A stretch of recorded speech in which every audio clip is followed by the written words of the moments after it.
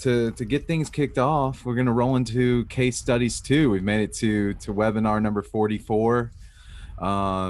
This is a fun one. You know, our Thursdays are kind of a day to take a step back and interact with our students and teach a lesson. And we are now kind of picking it back up with case studies too. And if you have not yet joined us or have joined us, make sure you please change your chat settings to all panelists and attendees so we can address questions and kind of do our best to funnel all of that.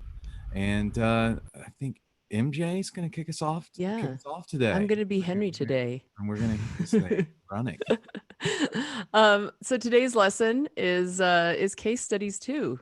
It's a fun one where we get into what happens when we're out there and the shit hits the fan. So today, the other half of our panel is going to share a moment in their career where they were faced with a challenge. They're going to set up the real life scenario and the problem that they faced. And then we'll stop and we'll ask all of you what you would do in this scenario. We'd like you to put your answers in the chat. And again, you can ask any questions if you need help, a little more help setting it up. And again, like last time, we'll be calling on students at random to give us your thoughts. So be prepared to be interactive. And then the last step after discussing will be to tell you what actually happened, how it was resolved, and all the lessons that our panelists and all of us can take away from those scenarios to apply as we move forward in our touring careers. So we're going to start off with Jim. Yes, so here is the scenario. We're doing promo in New York with the core crew who does promo, not the full entourage. Rest of the entourage is in Council Bluffs setting up for production. I don't believe we had rehearsals with band. It was just going to be production, getting this production set up and going. So everybody else from the entourage was in Council Bluffs, Iowa. Band decide, two of the band members and their entourage decide they want to breaks one of our major rules, but decide they want to fly in day of show and miss the and stay in New York overnight. So everything said, I have to be in Council Bluffs since I'm running everything, and so I decided that that's where I needed to be. So I left my head of security with the band, and the band is also trustworthy. They'll go where they need to be when they need to be there. So I don't have any real issues with that. However, worst thing that happens is they get to the airport, there's a weather issue, they can't go south or east to get over, so they send them to Detroit, where they proceed to wait for the plane and find out now there's a mechanical issue and there's no getting them into Omaha, Nebraska airport for the show.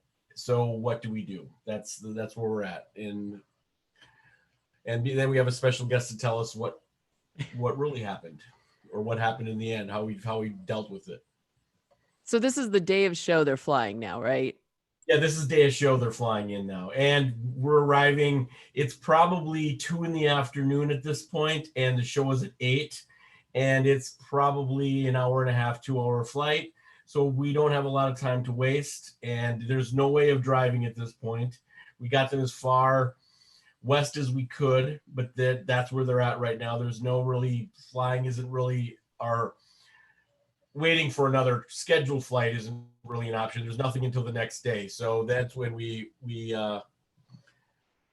definitely get into it at that point, and we're doing it. So now, and as you alluded to, Jim, that's every TM's nightmare.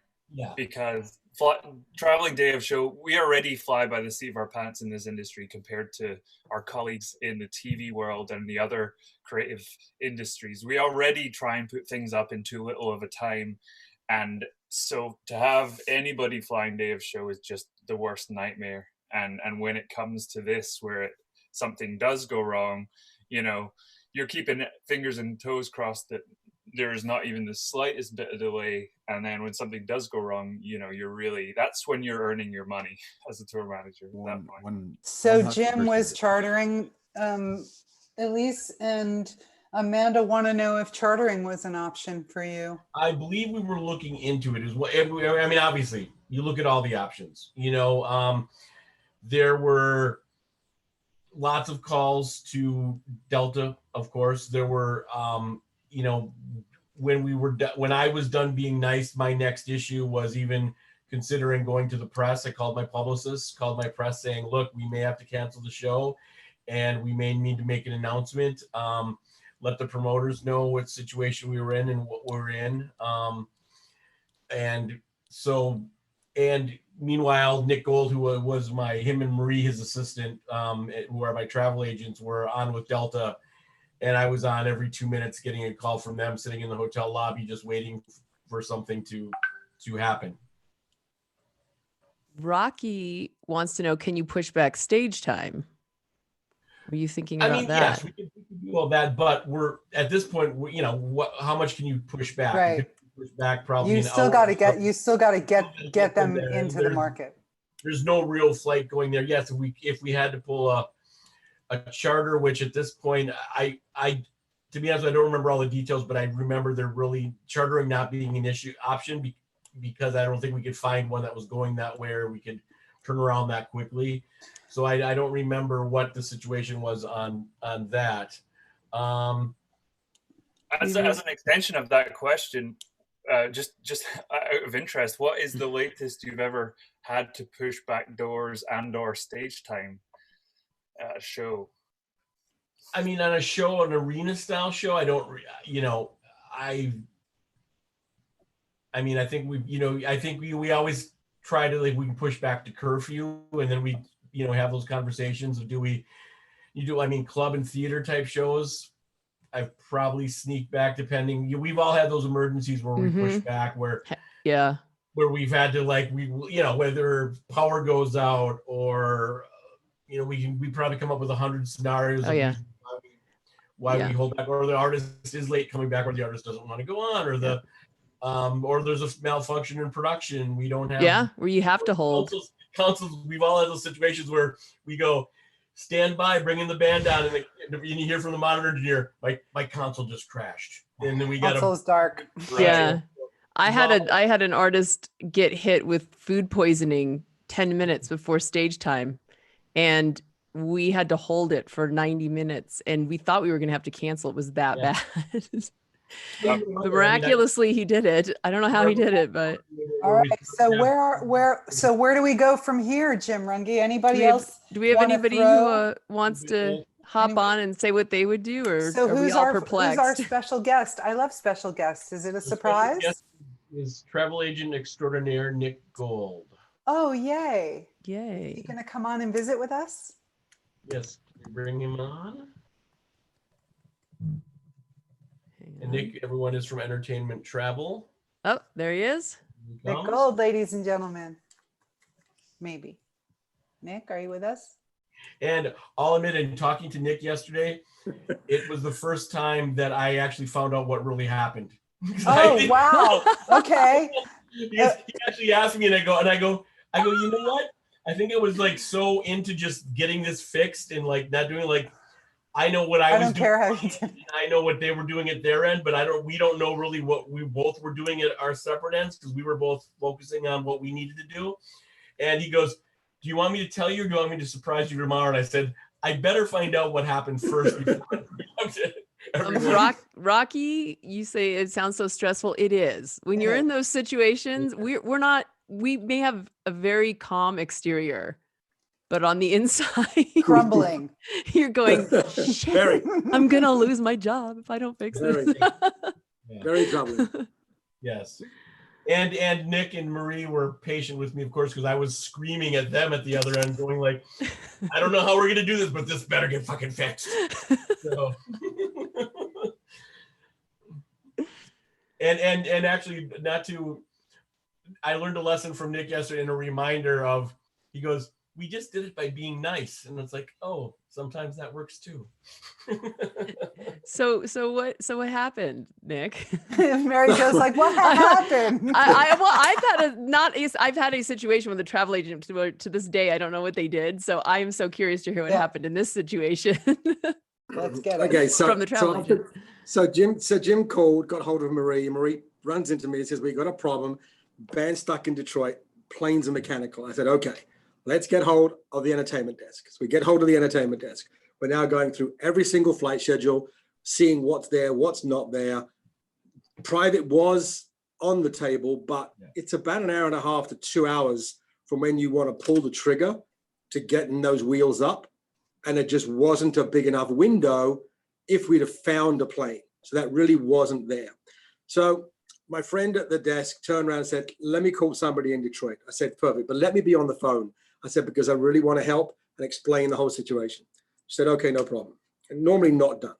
So we get somebody on the phone, very sweet lady. I said, here's my situation. Can I use the band name, Jim? Sure. Okay.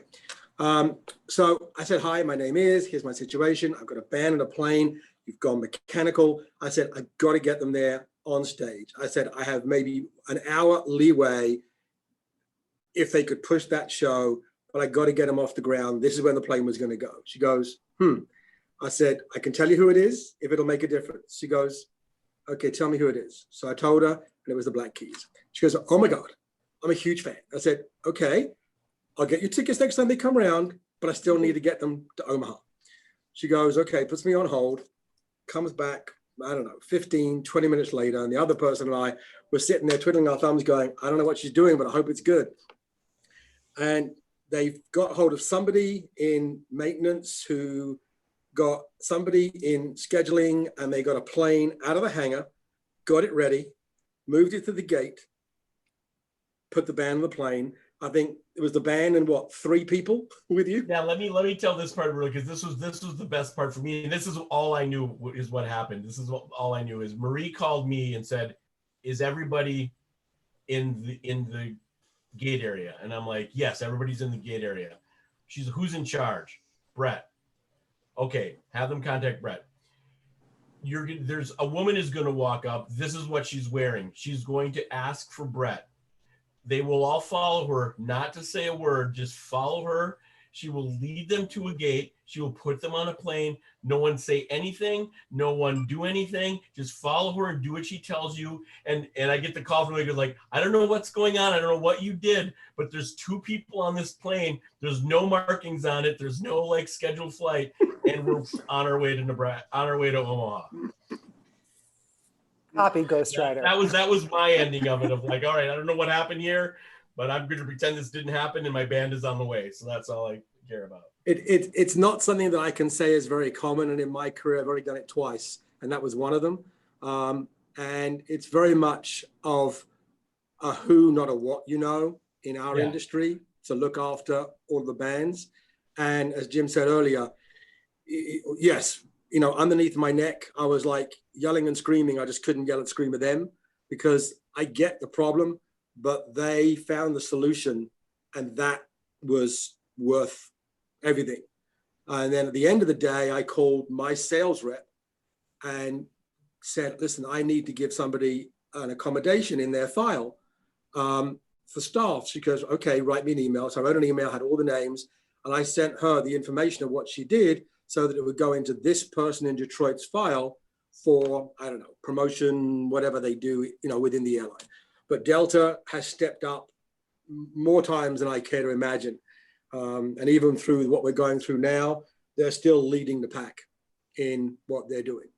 So that was how we fixed it. Nice. And as a lesson for our class, this is not going to happen this scenario is going to happen, but this resolution of this problem is not something you should expect. This is not going to happen to you very often. I got extremely lucky.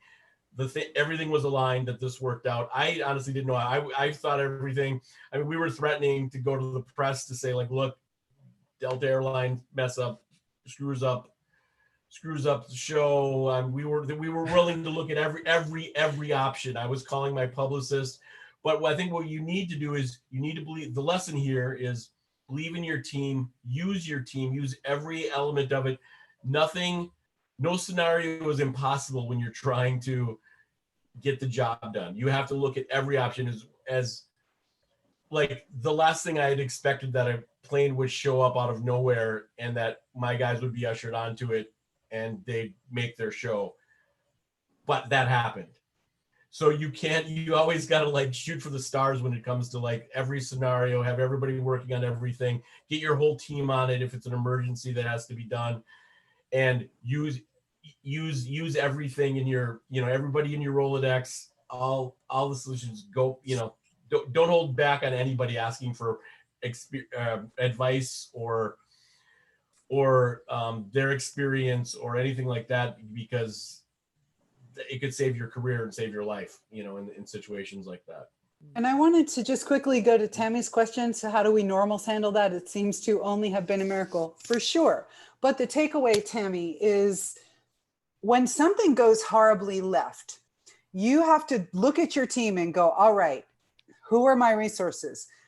Your travel agent is your buddy. Your travel agent may not be part of your crew, but as a tour manager, production coordinator, or anyone who moves bodies from place to place, your travel agent is your partner as much as the people that are sitting in the bubble, on the bus, in the office with you. And that is the major takeaway. Secondarily, you just keep pushing and you keep having the conversations and you keep saying, we need to fix it. We need to fix it. How are we going to fix it? How are we going to fix it? And if you have good people, Tammy, and you're persistent, you just keep knocking on every door. And then if you have to, again, these shows that we're doing could potentially have big financial impacts and publicity impacts as well. And sometimes you got to swing your weight around a little bit and go, look, this is going to have some impact. So let's figure out how we can negate that impact for everyone. Yeah, because it's just not my problem. You might not have the relationship with Delta, but your travel agent has the relationship with Delta, and you screaming at the person at the front desk is not going to get you anywhere. But Nick going through the back is going to get you way further than trying to deal with the person. They don't, they hear you, but there's other people canceled flights that they're dealing with too. So you got to realize which battles you need to fight too, and which kind of follow that path that is going to get you further. Like I said, waiting in line and going to the front desk or getting on the phone probably isn't going to get. I'm not saying that you don't do that too, but you also call your travel agent and call your team and get them on it at their end too, to start making calls and get as many people as you can making calls to try to solve it. Whatever, look at all the scenarios. Like I said, charters, buses, planes, fast cars, whatever. Right. And to whatever it takes, you make it, because you losing that show is going to affect, is a major thing, especially at a show that big. It was a sold out show and it was the first show of the tour. It would have changed the dynamic of the entire tour. Right, yeah. Not and just also, that show, And also I think that's, touching on like the power of having a great entertainment travel agent.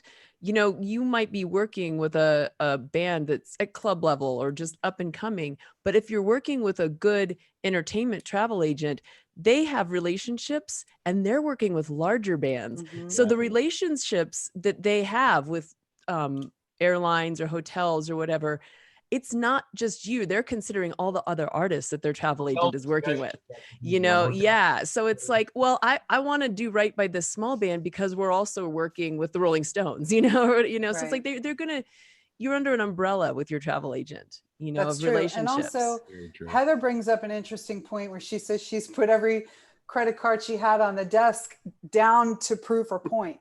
Here's the thing. Everybody who is an unsatisfied traveler who goes to a desk in the middle of a crisis has the biggest crisis of anyone and is most likely throwing themselves, even if the weight of their problem is not so serious. Sometimes you have to be prepared to calmly walk up to the gate and while your travel agent is working the back end, you want to also maybe try and do something in the front end and say, listen to me. I realize you have 100 screaming people, but I'm trying to explain to you what a serious issue this is. And hopefully the desk agent also will, and that's just the thing of the cost of doing, or the cost of doing business, or the action of doing this kind of traveling business in the world today, when everybody feels like they are entitled to have the single, most amenities and entitlements of everybody, and everybody's emergency is always gigantic. So you're fighting that as well. Yeah, that's very true. And I think it also shows the value of airline status. You know, if you're in a line of 200 people and you're the Diamond Club member, you're the 100K member, you're going to jump straight to the front of that line and you're going to get dealt with first. So, you know, both points are crucial. You know, like Mary Jo said, if you're a club band, but you can ally with a great travel agent, their clout is going to be much bigger than yours because they represent a bunch of other great clients. So they may be able to pull strings that you don't even have access to. So it could be a double, you know, when you're with the artist at the airport, having status in the group really moves things along. And then, you know, your travel agent is also attacking it from another side, and it doesn't matter how you get it done. It just matters that you get it done. So I love all the points, and I'm such a fan of the story because it's definitely one that makes you a very tough TM to really kind of when things hit the fan and you really got to put all your chips on the table. You really kind of test yourself on what you can truly get done when you're really looking at all the options in front of you, and thinking outside the box to kind of make the show and keep it going is something that you will experience on the road.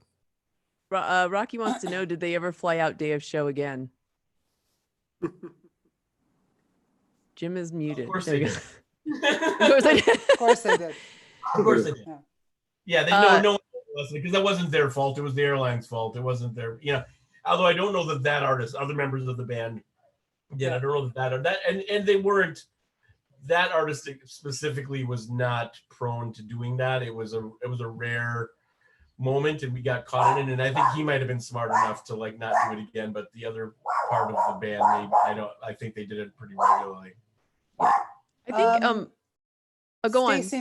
Stacey Morales, have any of you had to pay out of pocket for something like this? Stacey, do not do that. Don't do it. Don't do it. See, everybody says no. Never pay out of pocket. Don't do it. You might have a band card, but yeah, don't pay out of your own pocket. Don't do it. The band can pay out of pocket. Yeah. You put money wherever you can to do it. I mean, this is a situation where you don't need permission to spend money to make that show happen. That's right. I mean, that's my however, not your own. Yeah, yes. But not your own. But if you meant out of the band's pocket, then yes. Yeah. If you're renting a charter, obviously that's a $10,000-$15,000 thing that you're taking on to get an emergency charter. It's going to cost you a lot of money, and you're probably going to have to go to management. But I don't think anybody's going to argue. They're going to just go like, "Hey, I'm getting a charter. It's going to cost you a lot of money, but otherwise the show doesn't happen." They're going to go and just send us the bill. So, right. I think if you're working with like a club level band or a smaller band, you're going to call management at that point, be like, "What do you want me to do?" I mean, it really may lose the depends. show, but they might want you to throw them on a plane and spend a bunch of money. On the caliber of the act and what budget they have. What also depends is you'll spend your whole guarantee on it. Is saving the show worth losing money at that point? Too. Yeah. It might cost them more than it is to do the show. You got to look at True. the economics. You got to know what that is. You know? I mean, or there might be like a thing where it's so important to set up this album, if it's the first show, if it's a smaller artist, that they might be on the phone to the Nick Light, going, "Hey, can you pay for a charter?" You don't know. At that point, I think with a smaller artist, it's definitely a case by case basis, but it is the importance of the show. Like, there's definitely been an experience where like I had to get an artist on a jet and throw him right into a helicopter, and we spent the whole guarantee to get him to that show. But was the show important for that cost? Yes. He had to be there for that moment, and it was worth it, so. Yeah. I think Alan had an interesting question. Do we want to bring him on do you want to come on and ask it? Yes. Can we bring you on? Hang on.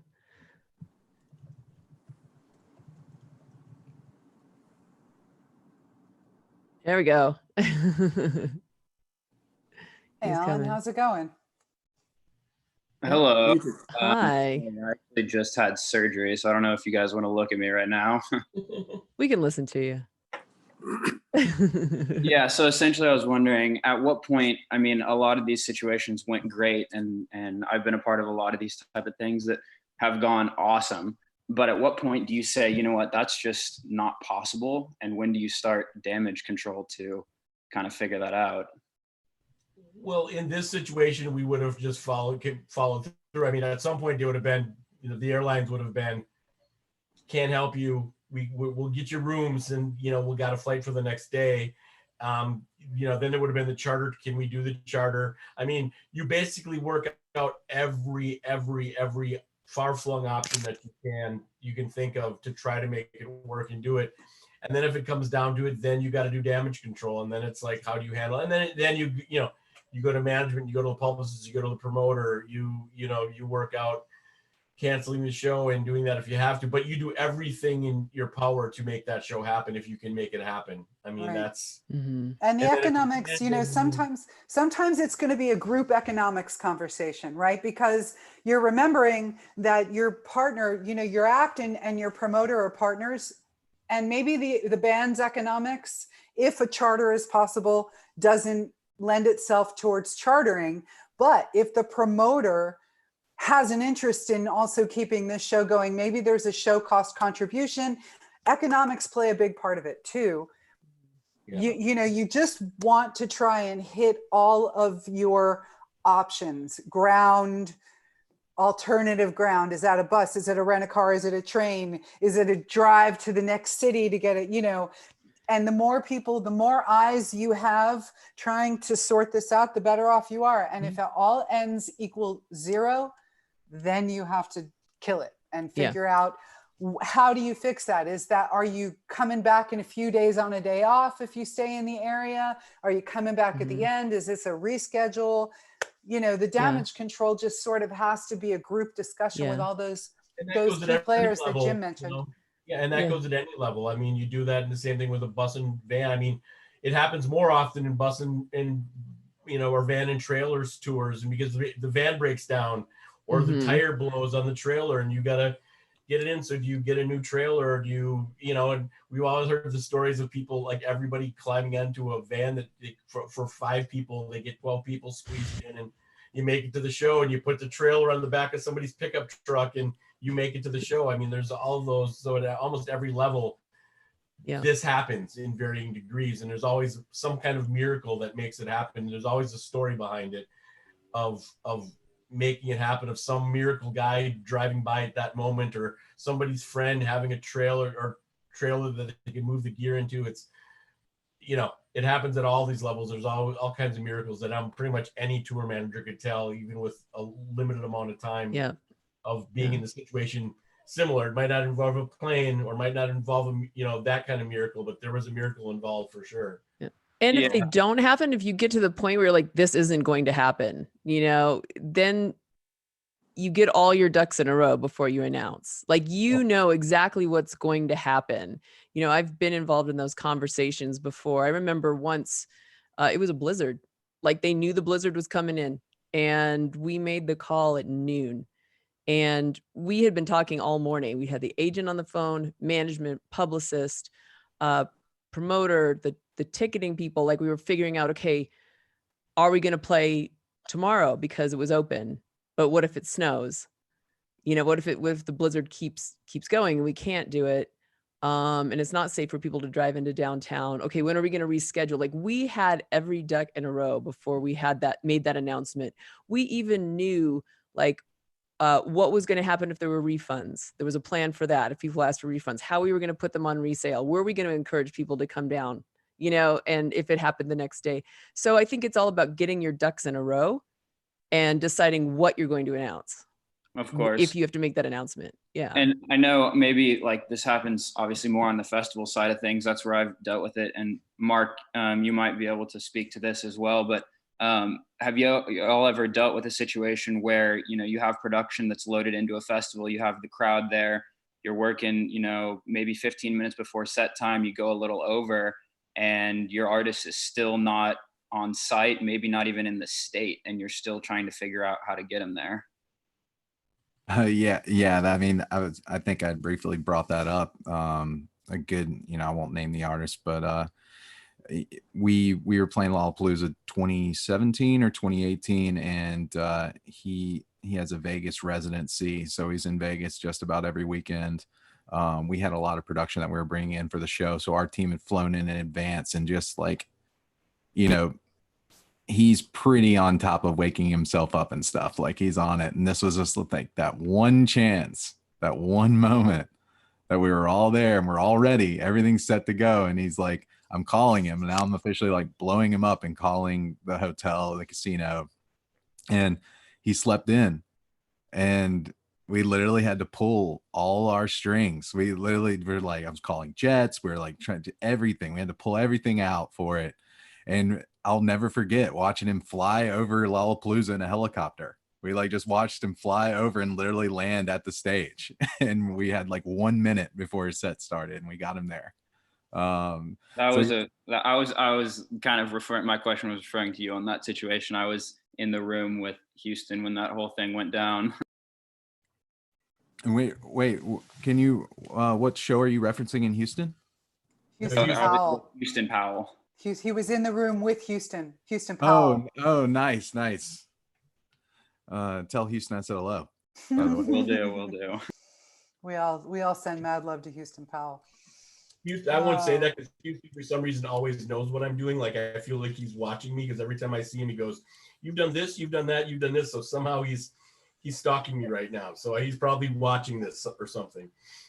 Hi, Houston. It's hilarious. That's hilarious, honestly. Before we move on, I think Elise has a really interesting point. She said, we had a situation at Floyd Fest a few years ago when Greg Allman was supposed to play. His gear was all loaded in, and it turned out he was simply too sick to play. The production team and festival owner came up with a great plan to do a big super jam with other artists. It turned out really well, and now that super jam is a regular situation at the festival. So that's, you can just I mean, that in itself change is a good direction, example of like making gravy out of like what's left, like being creative in those situations of like what trying to make something out of something that wasn't there before, and you look at every option, and including something like that, which is a good option. I've seen that Damage Pivot Control. Metallica on the Metallica Summer Sanitarium in 2000, Hetfield hurt his back water skiing and couldn't make a show at I want to say it was this Dallas at the Superdome, and fans were going nuts, and it was Powerman 5000 and System of a Down and Kid Rock, Korn, and I just remember all those dudes in their bathrobes running into the Metallica dressing room, and they hashed out such a set of Metallica jams featuring System of a Down, Korn, it was just Kid Rock. It was just like, it turned out to be a really, really cool night. Did they have to reschedule? Yes, they did, but they did do it for the fans, and it turned out to be something cool. Yeah, that's awesome. So yeah, that's a pivot. Make lemonade. That's a hell of a pivot. Yeah. So let's move on to 5-1. I'm gonna mute myself so that my anxiety reaction that this story is gonna bring. I'll just be. And thank you, Nick, for joining us to tell us what actually happened. To reveal the mystery of the mystery plane. And thanks, Ellen. Thank you, guys. Thanks. David, 5-1. Okay, so years ago, I was on a shed tour, and my artist was the headline artist, and we had 4 or 5 support groups. We were playing at the DTE Energy Center in Clarkston, Michigan, and the following night we were to play in Darien Lake, Darien Center in New York. So we had a bit of a drive to do after the show. So as the show came down and we were loading out, the artist, who was dating another artist at the same time, but this person wasn't on our tour, the artist had a radio on his bus and called me and says, 5-1, I need you at the bus, double time. And I knew that whenever he would say double time, that something serious. So I left the stage during loadout, ran to his bus and come on the bus, and his girlfriend is non-responsive. She's kind of blue in the face. The artist was pumping the other artist's chest to try to revive her, get her going. Of course, I'm freaking out because I don't know CPR myself. So we finally got her to come through. And she was vomiting and throwing stuff up. So here's my question. Pretty much the audience has already left. The local EMTs have already left.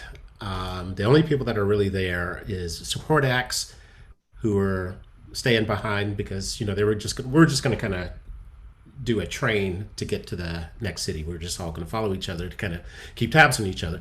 So this is where I'll stop the story.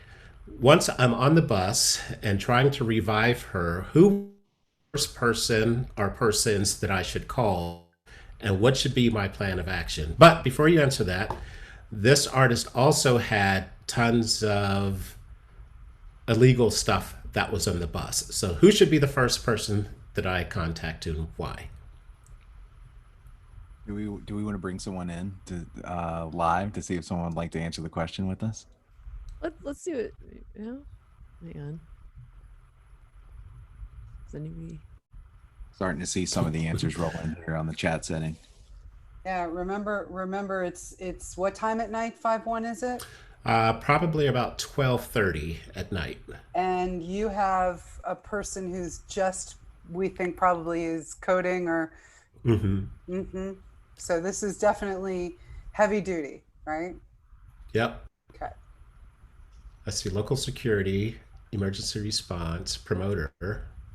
EMT is in the house, or do we know? Do you know at this point if EMT is in? He said there weren't, and yeah. Yeah, everyone was pretty much gone except for like the local hands, us loading out. I like Olga's response. Yeah. Blue, yes, we did have touring security. I see Michelle Peters has a good one.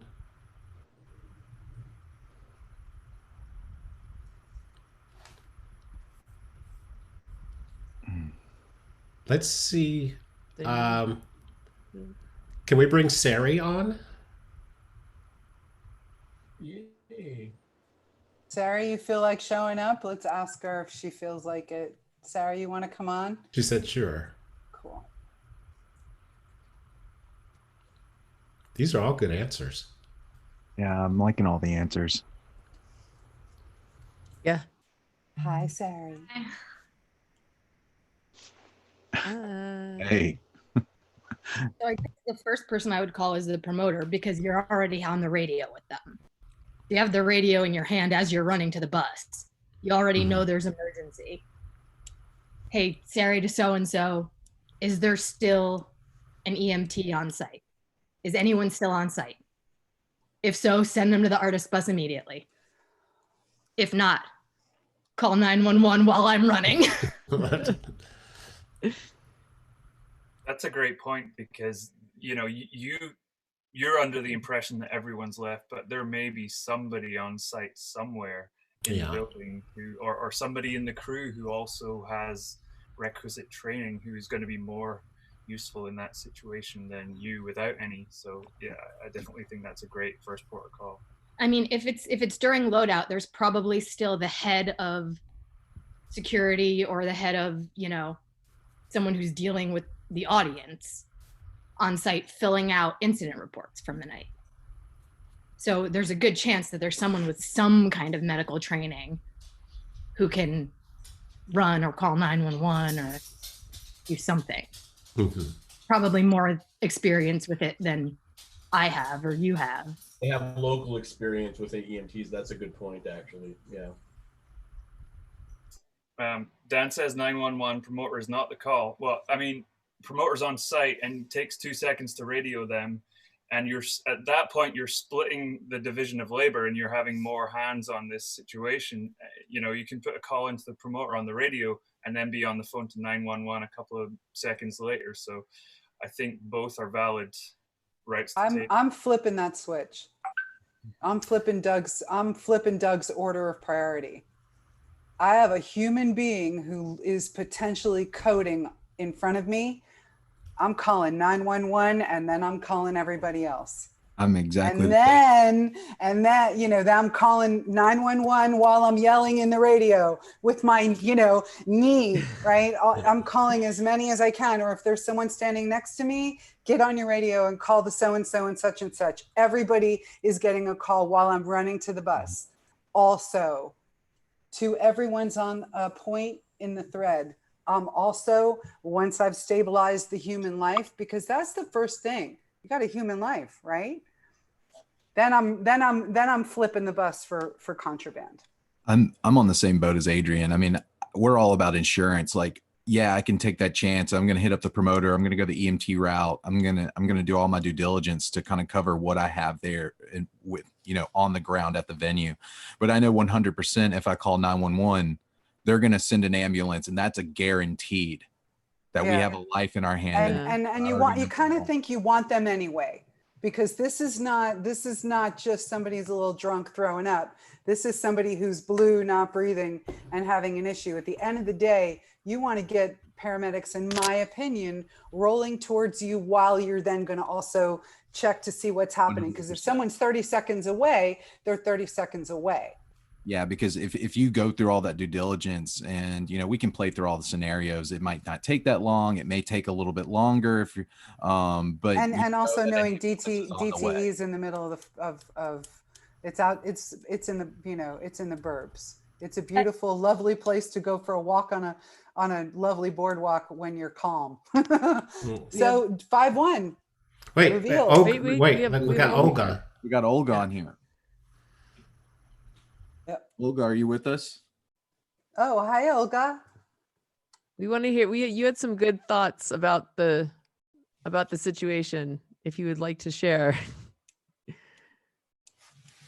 Hey, yeah, I don't even know how I ended up in the video. I just got kicked out. We liked your questions and we brought you on. Oh, gotcha. You had some thoughts about this. You kind of had the same ideas about medical, but you had some thoughts about the big picture. Well, especially with the substances involved, I guess, then there's a pretty high chance you need to revive someone. Maybe you might need some medical equipment. So I would definitely call 911 first. Also, there is the chance, of course, you might get someone to be a first responder if you radio everybody in the venue. But it's then going to be a pretty public thing that something's going on. And you don't know if there's bar staff around. You don't know if there's stagehands around. People talk. So I don't know how much you want this to become a big issue, and big public issue as well.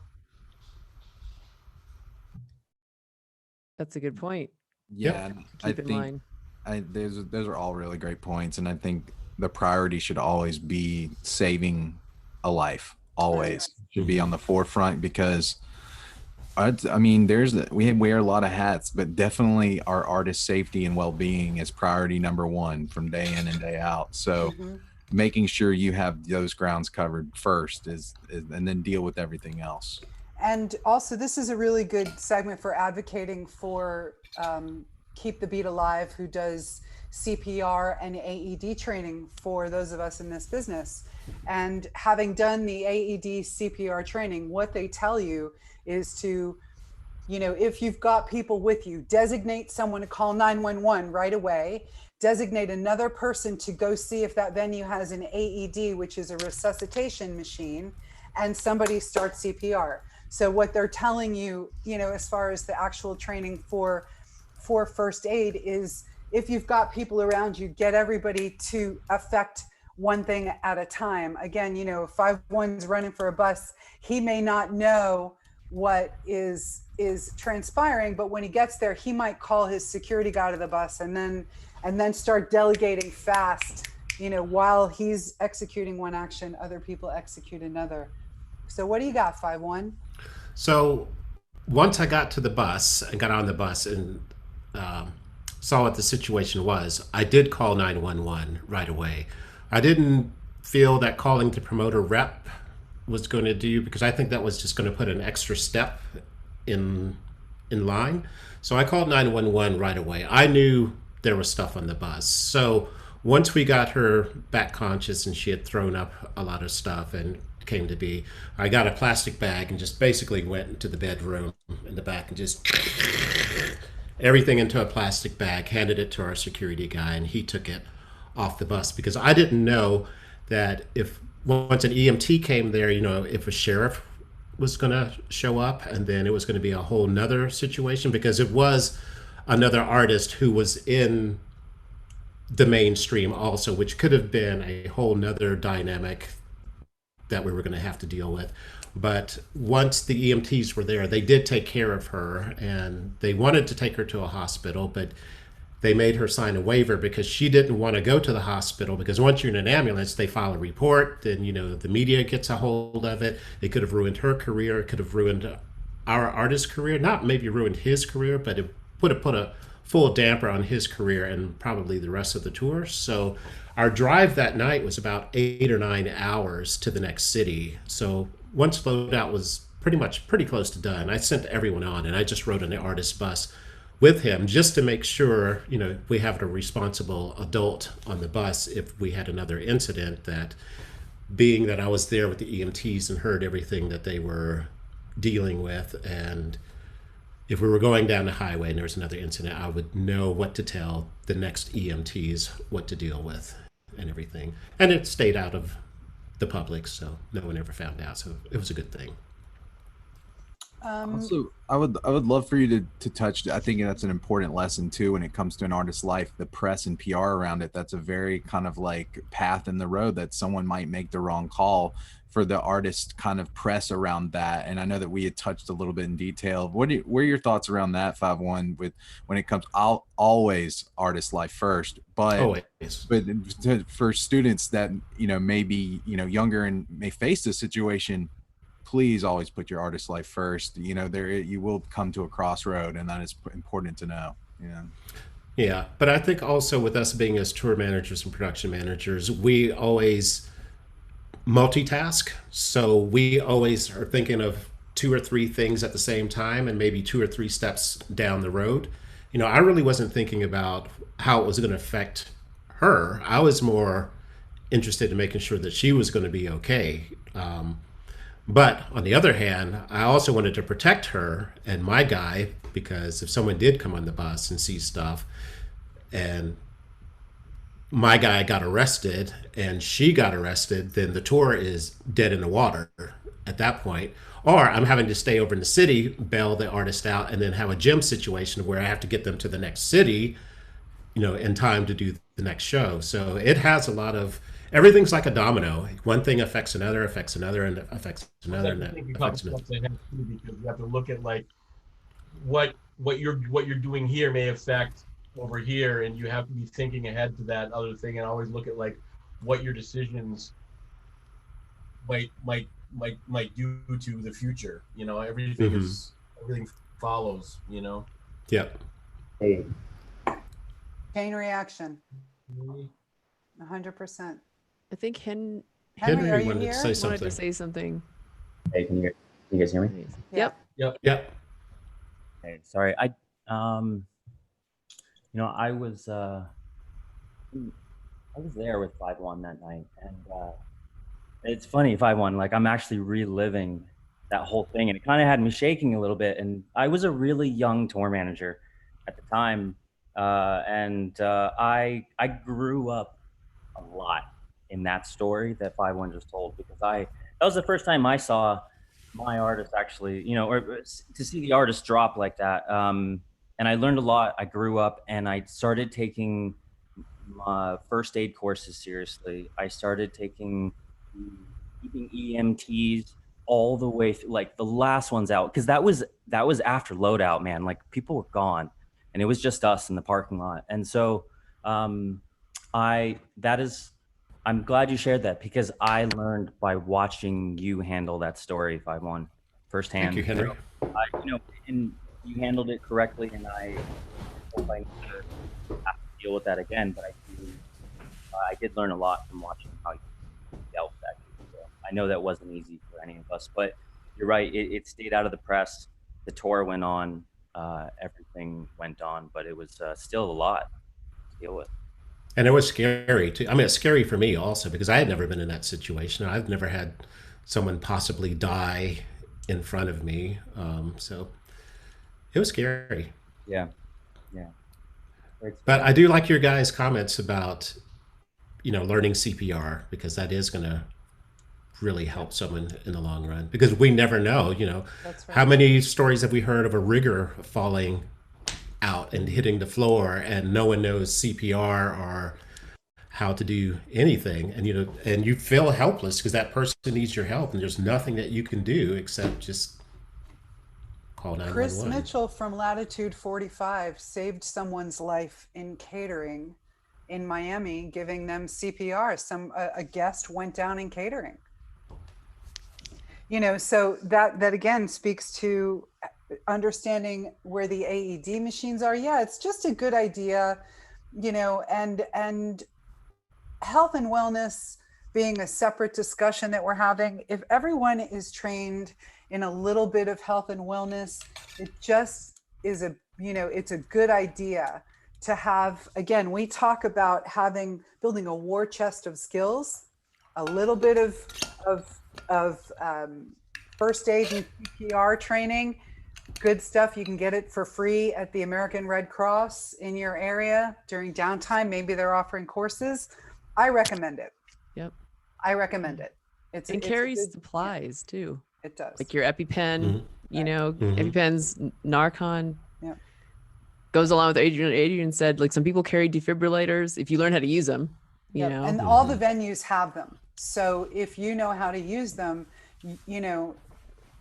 it's a good tool to have, because not only could we potentially be saving the life of an artist or an artist's guests whose indiscretions get them in trouble, but sometimes people get sick and die on the road. And if we have an opportunity to head some tragedy off at the pass, good skills. And to Larry Richter's point, Larry Richter mentioned in the chat, but it was to us only, that he prefers to have EMTs from truck open to truck close, meaning there's somebody on site. I have to say, I'm going to echo that. When I do an advance, I try to have them too, because in my opinion, the loadout, now we're starting to move all the heavy gear and things are rolling and there's heavy equipment flying left and right. It's dangerous. I've seen a set cart roll off the back of the stage and been so grateful there was no human under it, or humans. Things fall off, truck lifts and forklifts rather. So I would agree with Larry.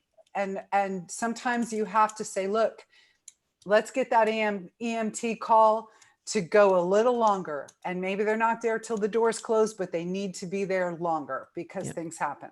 I mean, we're on a construction site. Exactly. Yeah. I mean, and If think we about need hard hats, we need EMTs. Steel toe boots might need an EMT. Yeah. I think Tammy has a good point too. We've talked about in previous sessions. It's when the artist trusts you as well. You get to know the artist and they trust you to make those decisions. That's important.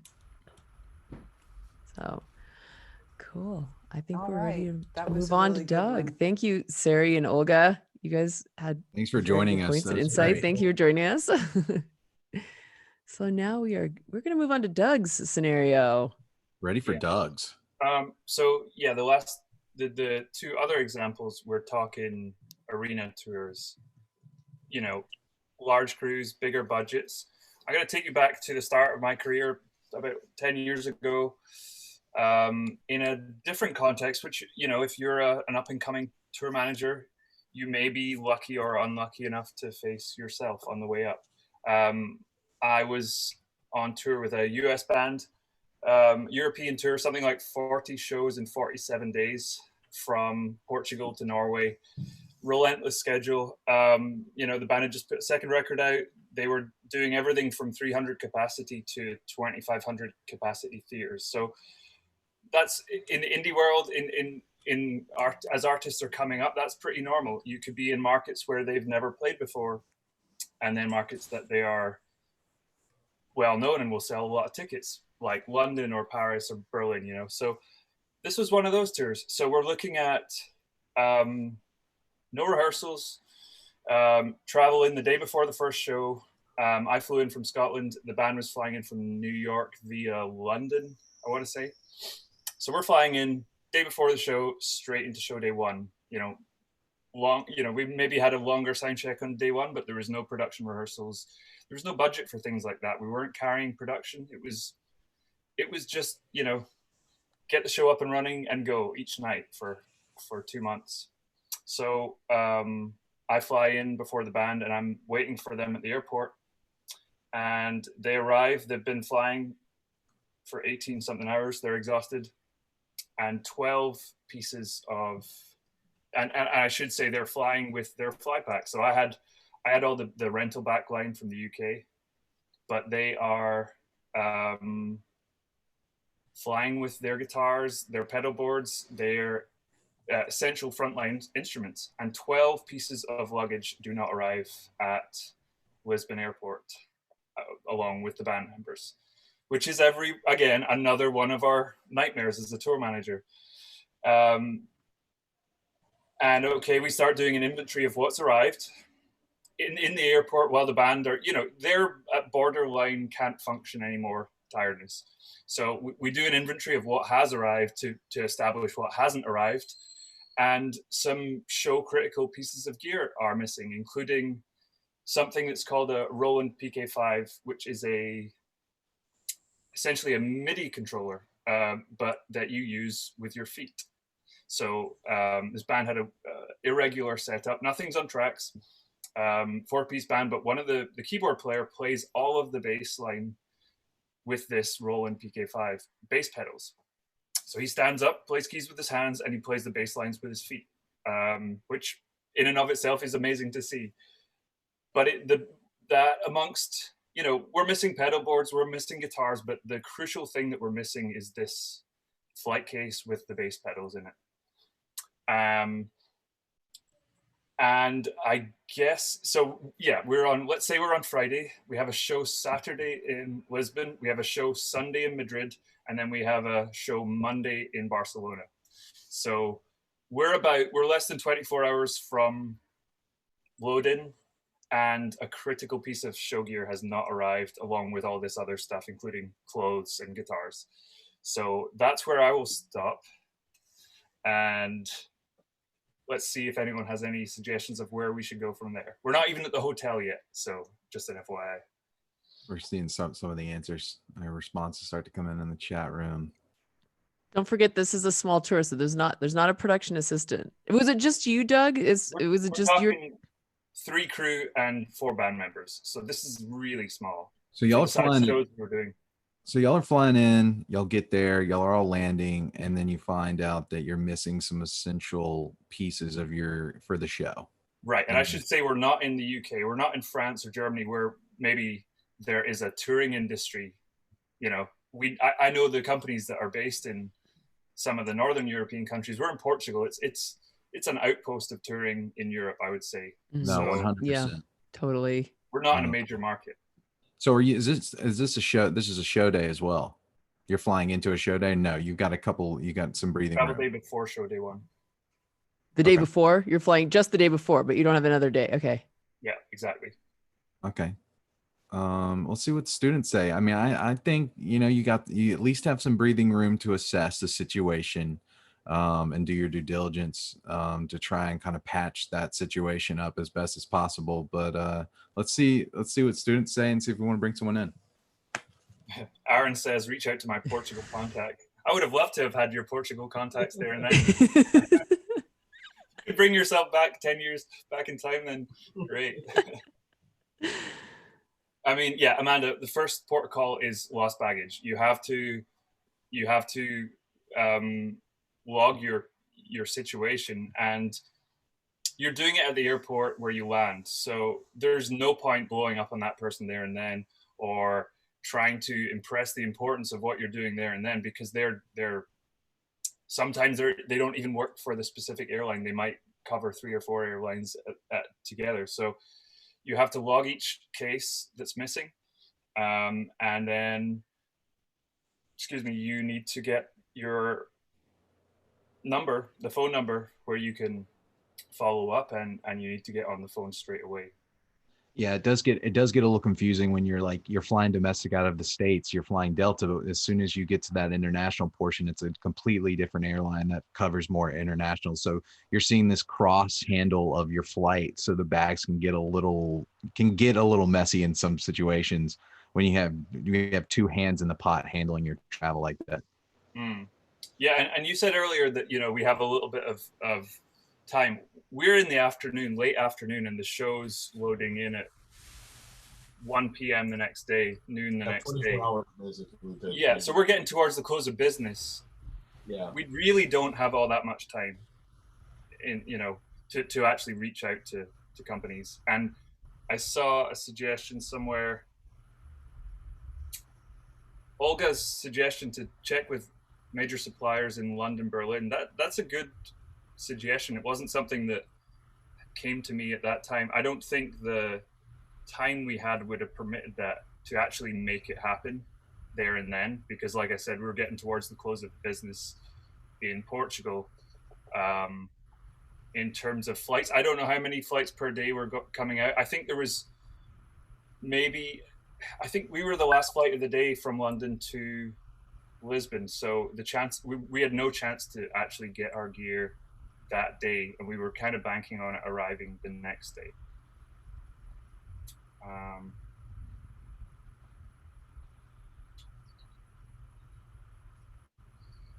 Do you have anybody we want to? Yeah, do we want to bring anyone in? Bring on. Oh, we have Elise. All right. Elise, you're with us. We're gonna pick your brain. What would you do? I was so confused why that was when it went dark. You're in the hot seat. We just reach out and snatch people into the alternative reality these days. Hey, we want to talk to you. Yeah, no, well, my whole computer went dark for a second. I thought, oh God, what's happening? Hi, Elise. Hi. Cool. Well, I saw some really great ideas that I wouldn't have necessarily thought of immediately, but about contacting the promoter rep, because local people are going to be. Am I still here? Because everything's yes, you are. You're here. You're totally here. Sorry. I just think that locals are going to be really great resources for anything that's available locally, and obviously checking with the airline about finding your baggage. That's important. But I think the first thing is to get the band to the hotel, because they've been traveling and they're exhausted and their brains aren't working. And then just get on the phone and call everybody you can. And we've talked so many times about maintaining relationships, and this is kind of where that comes into play. Yeah. Your people, you call your promoter rep and your management and your friends, cousins, uncle who happens to live in Portugal or whatever it is, who might be able to help you find somebody. That's a great point. And that is, especially on a smaller tour like that, sharing the burden, especially when you maybe have to be the one that's driving the van. Maybe you have a Sprinter parked out the back of the airport and you have to be the one that physically takes the van to the airport. You need to get on the phone to management and have them share the burden, because you can't be on the phone while you're driving down a Portuguese highway trying to because you're going to get into a wreck. Yeah. You know, That's not if gonna you're help. trying to deal with a stressful situation on the road and you're trying to do too many things at one time, you're not going to be effective. So that was one of the things that I did, was call management and have them work on it simultaneously as well as us on the road. And I had a different dynamic with my artist than maybe some of the other examples that we've talked about, where they wanted and needed to be a part of the solution because that's what the team was. That's what indie touring is like sometimes. And, they were exhausted. So we did get, as soon as we logged the missing items with the airline, our first port of call was getting everybody back to a hotel. So we had Wi-Fi, and this is 2010. So, data, I don't even remember. I might have just had my first iPhone at that point. Maybe not. I don't remember. So, I feel like it was, getting early. to a hotel, basing yourself where you had Wi-Fi, working Wi-Fi, and you had a base of operations was the first port of call for us. And I think that's important. It certainly was back then, somewhere you can actually work from rather than being in the arrivals hall at an airport. Let's see. So yeah, shall we jump I into think- what? Is there anything else? Here? I was gonna say, I think Maria had a really good point. She's like, if you are working with indie acts, she's like, how about reaching out to the band's fan base? Because that is something that's particular to working with a smaller artist. Like when we're working on like arena tours, like you can't really do that. But that is something on the flip side you can do. And that's what we did. That's Is one it? of the things we did. Yes, Awesome. that's a great point. And that's a really good way. I've done a whole lot of indie touring throughout my career, and in multiple situations I've had when something has come up, especially abroad. I've sourced double basses, cellos, harps from fans in a bind. Harps, especially touring with a harp and a double bass, is on an indie tour is a challenge. So your fans can help you out, and you find that they're so eager to help that it's actually quite a good solution when you're in an absolute bind. If you're 3 hours from doors and you suddenly need a double bass because something's happened to yours or something hasn't turned up, then somebody will drop what they're doing and jump in their car and bring you their instrument. Never underestimate fans' willingness to help out an artist. So yeah, that is one way that I think we managed to find some. I think we were lent some pedals in the end by a fan. But not the pedals you need, not the no, bass. I'm talking like some essential guitar pedals, but not the actual. Yeah. The PK5. Not too many people have those floating around. No. So yes, first and foremost, we logged the issue with the airline. We got the band to the hotel, and we're on the way. We're formulating plans. They're helping me because I'm driving. They're calling their management. The first port of call for me once we stopped was the promoter. The local promoter. I'm in Portugal. I don't speak Portuguese, and I don't know the local businesses. And we're getting towards the close of play. So I get the promoter working on it. I stress to them how crucial these bass pedals are. And I don't remember exactly which avenue it came from, but we were put in touch with the Roland rep for Iberia, so Spain and Portugal. And I think Tammy or somebody mentioned it earlier in the chat. Getting on to the local distributor for that brand is a great way. If it's Fender guitars, Fender are super helpful. Regionally, if you're working with one of their artists, they might be able to get you a loaner. They might be able to, hook you up with a local guitar store, something like this. But this was a very specialist piece of gear. And we couldn't find one anywhere in Portugal, in the whole country. There was no bass pedals in the whole of Portugal. None of the rental houses had them. We couldn't find one to buy. We were not able to source one from Roland. They didn't have any in the market at that time. And none came up through our fan, checking in with fans. So we were able to rent guitars and bass guitars, no problem. That part was easy. The promoter put us in touch with a local rental company.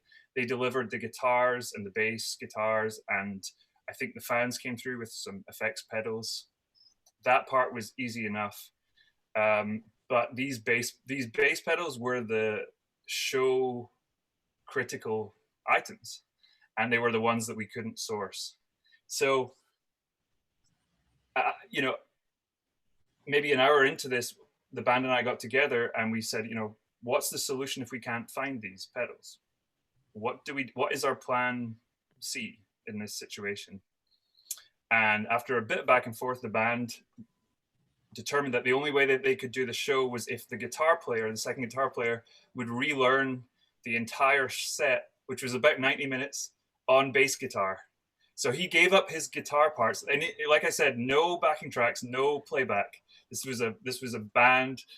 They were very, they felt very strongly about how they performed their music. So he dropped all of his parts, and then I want to say we check into our hotel. They go grab some food quickly, and then they spent all evening, while I'm working on the phone, they spent all evening teaching him how to play the bass lines for each song for a 90-minute set. So that was our, that was our plan C, and it ended up having to come. That was what ultimately they did to make the shows happen. And I have never seen a more stressed, tired-looking group of people. But they pulled it off for 3 shows, 2 shows. You ultimately got your gear caught up to you at 3 shows, fourth show? Our gear caught us up in Barcelona, so it would have been 2 shows later. But, all the time, everything that's happening during the day, all of the normal tour management duties are being done whilst I have a phone at my ear with British Airways, who were the offending airline, stressing to them, how important this was, how crucial this bit of gear was. And a suggestion that maybe came up in Jim's scenario earlier was to involve the social media. And I think, I'm pretty sure the band put something out. I don't remember if it was Twitter at that time or if it was Facebook or MySpace or whatever it was, but they put a post out and tagged British Airways and were trying to use their notoriety as an artist to push the airline to do something about this. Because I was getting, the usual response on the phone to them, we're working on it, it'll go on the next flight.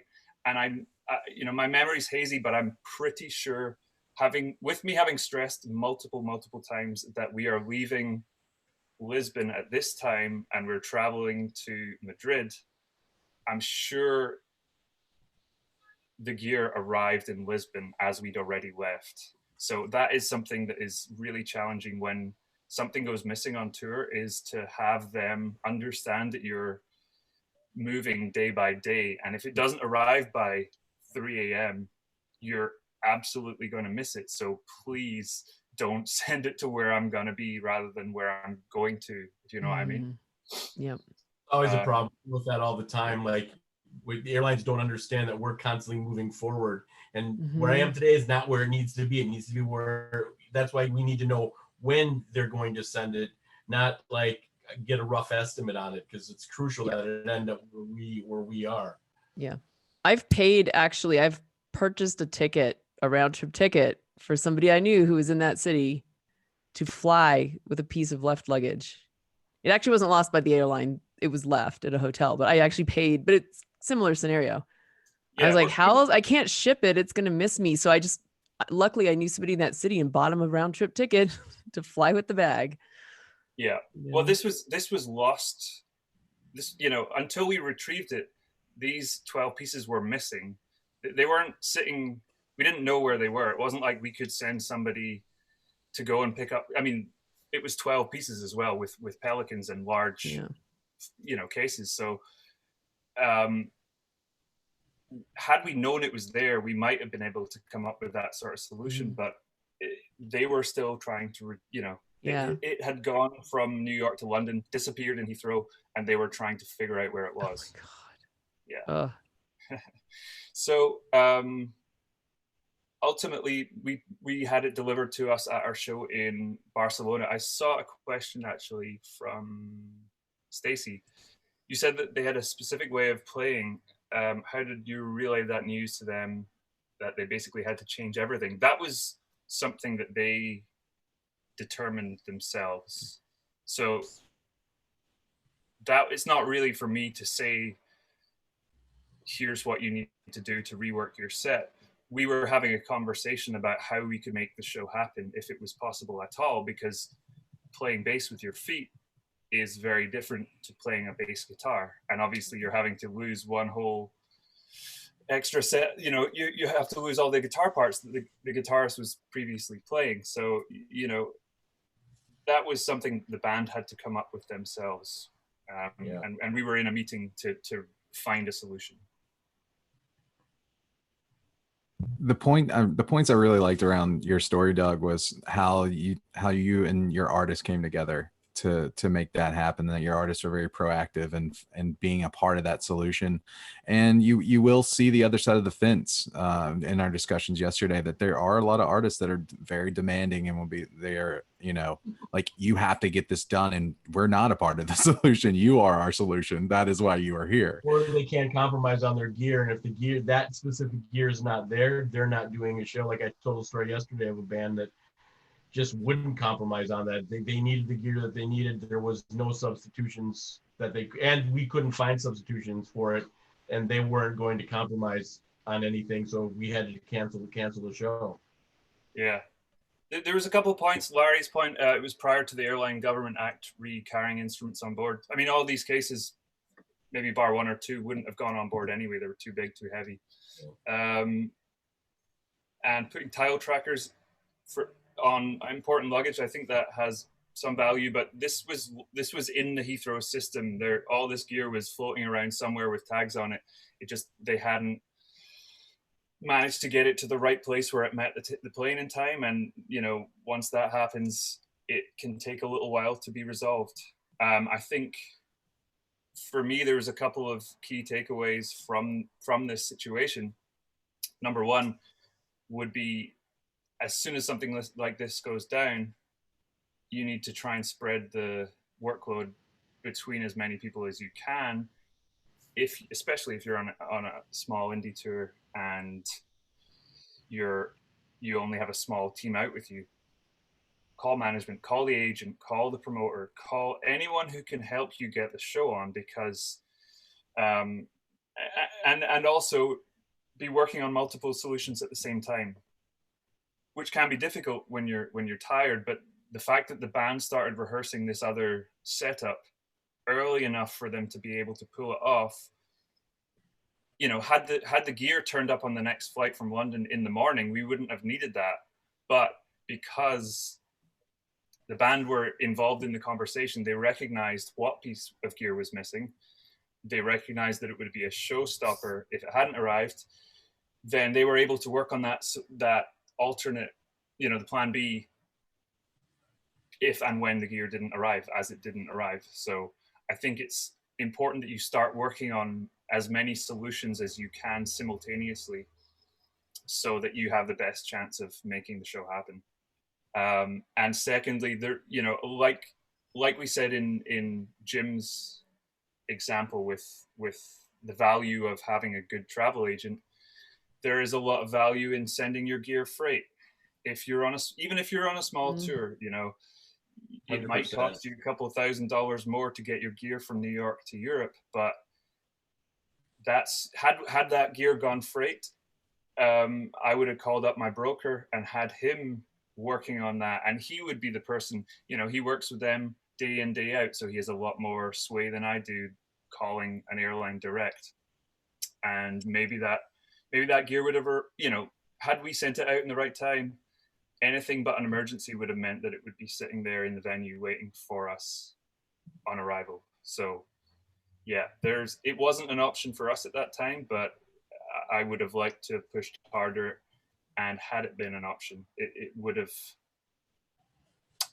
stopped me losing hair over the start of that tour. Pulling my hair out during that whole tour. And, you know, the tour didn't get any better. Our gear got returned to us. And the interesting thing is, I asked Jim what time the latest doors that he's ever pushed back to. Later in that tour, we went to Vega in Copenhagen, which I'm sure everyone has been to, a wonderful venue. And they closed the bridge between the mainland and the island in Denmark. And we loaded in at 10:30 p.m. with the audience already in the venue, and set up and started at 11:30 and performed from there. So, you know, it was just one of those tours. Nothing went right for the whole 2 months that we were out. But we made it happen. And every time I see the guys since, we look back and laugh. You know, we became very close on that tour. It's funny how that's how that works. It seems like, you know, that there's always those tours where it's just something every day. I don't know what. They're always, it's always that tour that you look back on. You're like, you know what? I really like that tour because it made it made you a better tour manager, made you think Mhm. outside the box and like be thrown into situations that make you Yeah. think differently around those situations, because if this life was just perfect for us, where would we really stand today if we, didn't have these type of case study situations that make Well, us better tour managers. Yeah. On top of those two situations mentioned, we got broken into twice. We got robbed twice. Oh, God. We broke down 3 times across the tour. We got stuck on a ferry. I had band members in hospital. I had to go to hospital. It was Oh. just, those tours So- where you're left to sink or swim, those will give you more than an easy, smooth tour any day of the week. But Doug, it'll also give you this. All this gray. You can't see them on this camera, but they're definitely amazing. Well, thanks for jumping on, Elise. I appreciate your comments. Well, yeah. Do we have any questions or anything like that? Does anyone have any questions for us on any of our case studies today? Let's see if anything comes in. I love these. It's like you learn a lot. You learn Yeah. we all are the same too. It's like sometimes when you're out there, you feel like, oh my God, like I'm the only one that's dealing with this. And then hearing other people's experiences, you're like, oh man, we all have those days. Well, I think we're good to close. Yeah. Well, thank you everyone for taking part in our second case study. These life experiences is really what teaches us how to evolve as tour managers and to take the experience and apply it to the knowledge, so it's really fun for us to run through real life situations with y'all and see how y'all would tackle those situations on y'all's side as well. So it's learning for both of us, on both sides of the fence. That's why it's fun for us. And we hope it was fun for y'all.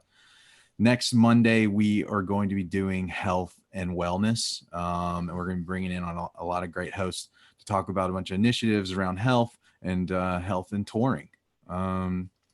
We hope everyone has a great weekend, has a safe rest of the week. Stay tuned on our socials for anything Tour Management 101 coming up soon. And we will see you on Monday. Yep. Have a good weekend, everyone. Zoom wave.